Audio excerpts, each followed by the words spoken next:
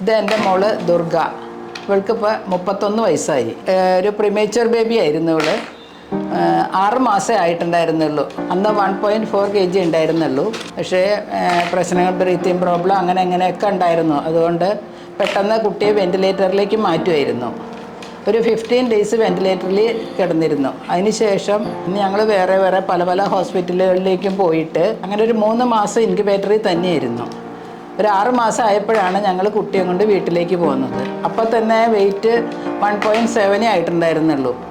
അത് കഴിഞ്ഞ് പിന്നെ ഓരോരോ പ്രശ്നങ്ങൾ ഇങ്ങനെ കണ്ടു വന്നപ്പോഴത്തേക്കും ഹാർട്ടിനൊരു മർമറിങ് ഉണ്ടെന്ന് പറഞ്ഞു. പിന്നെ ഒരു 2 years ആയപ്പോഴത്തേക്കും അത് സർജറി ചെയ്ത് ഇതൊരു വാൽവിൻ്റെ ഓപ്പൺ ആയിരുന്നു, അത് ക്ലോസ് ചെയ്തു.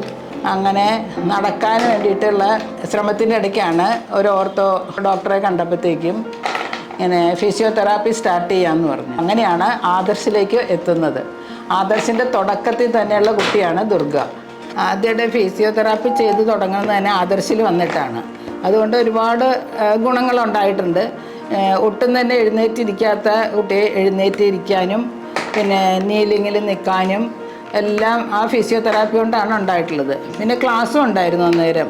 ആദർശിൽ നിന്നുള്ള സപ്പോർട്ട് നല്ലോണം ഉണ്ടായിരുന്നു. ഓരോ അഡ്വൈസും നമുക്ക് കിട്ടിക്കൊണ്ടിരുന്നത് ആദർശിൽ നിന്നാണ്.